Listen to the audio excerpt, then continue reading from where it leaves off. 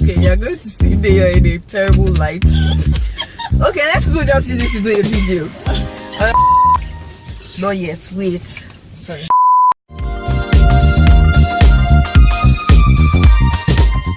Hi guys, welcome back to this channel. This is Ajile for theajilebrand TV, and I have a very special guest here today. She's the creative director of Craft Text Hub, Decor Fusion Hub. I'll leave her link to her page and everything. We are going to be talking about purpose and how her purpose found her. So we'll go to her now. Hello everybody. Hi. Okay, hi guys again. This is, introduce yourself. Murade Akinde is my name. Okay. Yeah, I am awesome. I am super awesome. Do you realize that I'm going to put this up for you? Okay, I'm sorry. Murade Akinde is my name. But yes, like I'm really awesome. But like okay, so I am an architect. I do paper craft. I basically just create things. I'm a DIY person, and I love to create. Like I'm just in my zone, doing things, making a lot of beautiful things. Thank you. Okay, so backstory, guys. We are both architects. We went to University of Lagos together, and for 6 years, and we went through the hustle and bustle of 6 years in architecture. Those that know that architecture is not base. And so we finished school, did our NYSC, and we are basically working somewhere. Or she decided not to work. She decided not to work, and I remember back then she kept saying, all I dream about is papers. I want to start a paper flower business. I mean, a paper flower. And I'm like, okay, what's that about? Have you done your research and everything? So she's going to come and just talk to us about how. So I'm just going to ask her a couple of questions, and hopefully, yeah. So how did you stumble upon the craft stuff? Like, what made you start it? Okay, I wanted to do something different. Architecture just became so boring. Ouch. No offense. Really, architecture is like super, like it's interesting, but you get like it's okay. When you get to do the same just over and over and over. You have again. already scarred. Just move on. When you get to do the same thing over and over again, you just gets to that point where you're like, okay, can we do something else? Okay, so turned out that about that time I was about to get married, and then I had this very wonderful event planner, and I was discussing some of the ideas I had with her, and she was like, have you thought about using paper flowers for this? I'm like, what's that? She's like, yeah, you can do paper petals, paper flowers. I'm like, really, what's that? And then the curiosity in me spiked, and then I went on YouTube, I searched paper flowers, and oh my god, it was a world of awesomeness. And I'm like, I have to do this. Okay. Yes, and I did. Yay. Now yes, and yes, and she did. And so she's here right now. I'll put like a collage of some of the things that she has done. She's done really cool stuff.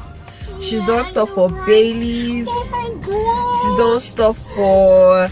Who else have you done stuff for? Like a lot of people. Don't worry. I'll put like a lot of pictures. Like do a collage. In fact, let's go there now.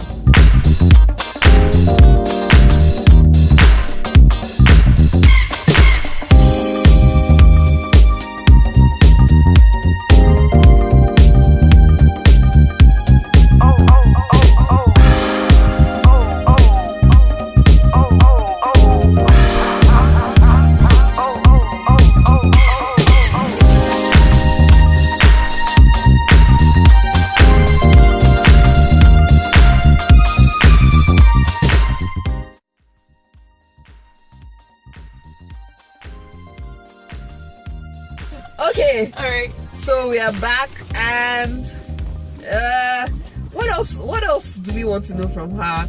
Yeah, so how have you been able to juggle life, because I know that you still do some architecture. Your husband is an architect. Yes, so, he is. yeah, so I know that you still do something. Yes, I do. Well, Yeah, so tell us about that.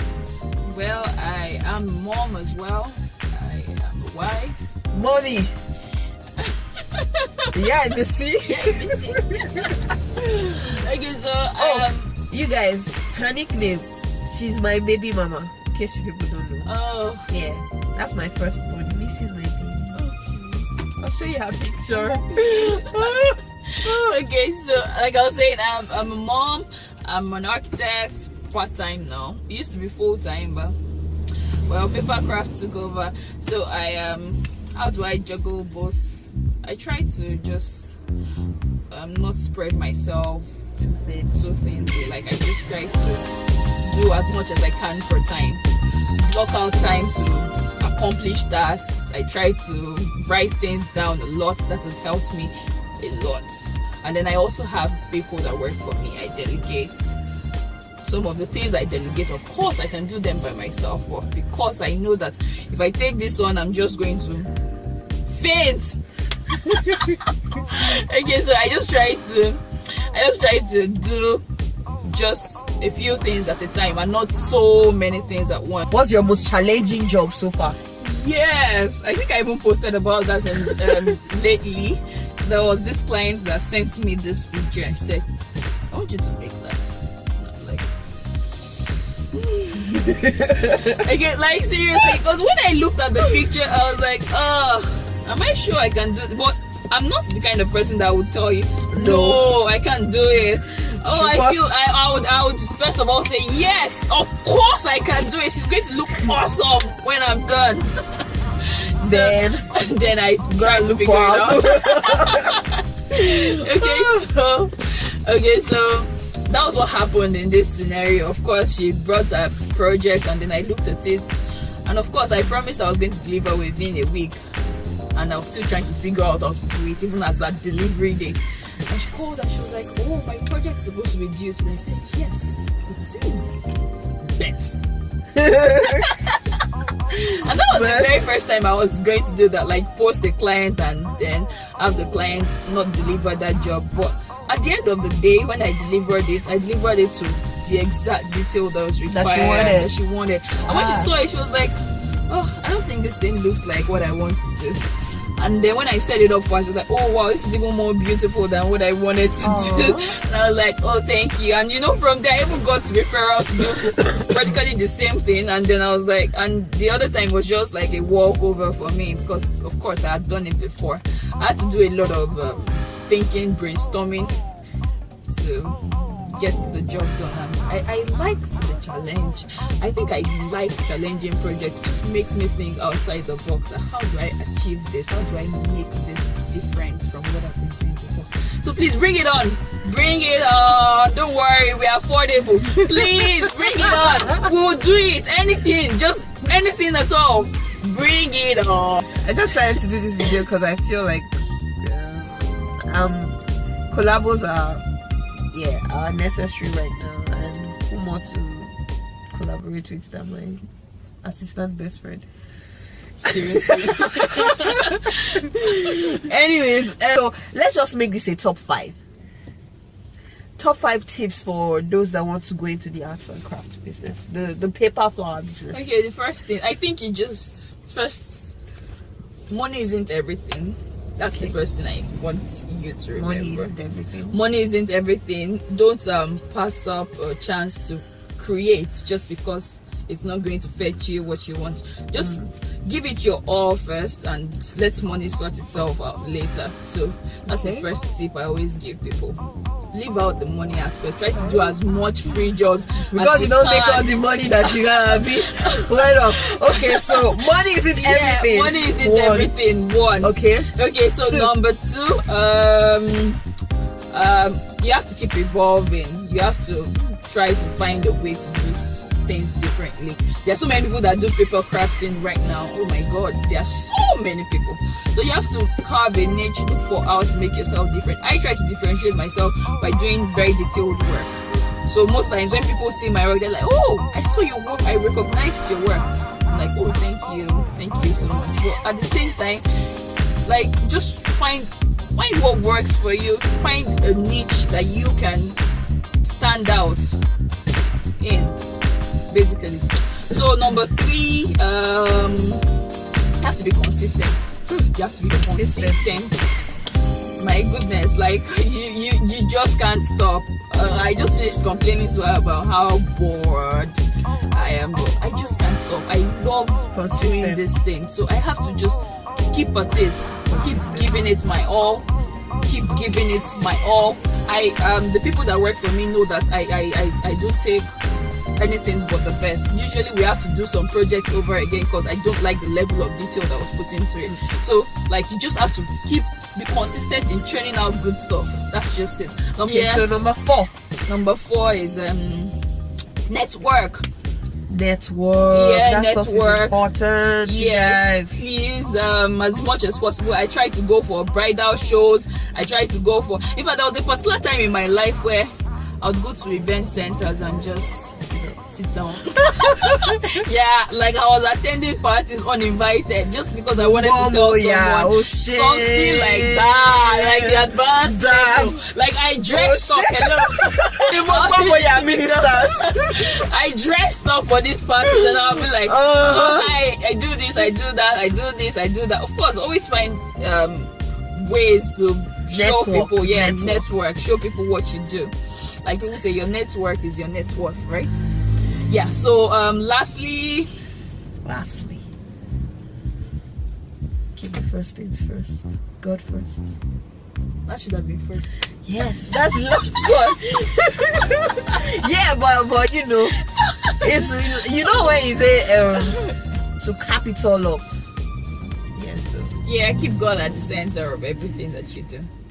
Keep God at the center. There really is no business. There's nothing, like we really are nothing without God. We are pencils. We are nothing but pencils. It's not we are pencils. Whatever. We are nothing but pencils in the hands of the Creator. Oh my God. All right. Okay. As a recap, number 1, money is not everything. Number 2, you have to carve a niche for yourself. Number 3, be consistent. Number 4, network. Number 5, God first. At the center. Yeah. God at the center of everything, and you're good to go. Yay! Oh, if you guys want to see her again on my channel, comment down below. If you have any questions to ask her, comment also down below, and she would reply, at least through me anyways. Or she has a YouTube page, I'm sure. No, do you have a YouTube page? She will reply, and she'll find a way to reply, or she'll reply to like, subscribe, and share with everybody that you know.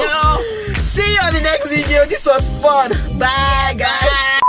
A topic, guys. Finding purpose in the architectural world. Architectural world is boring.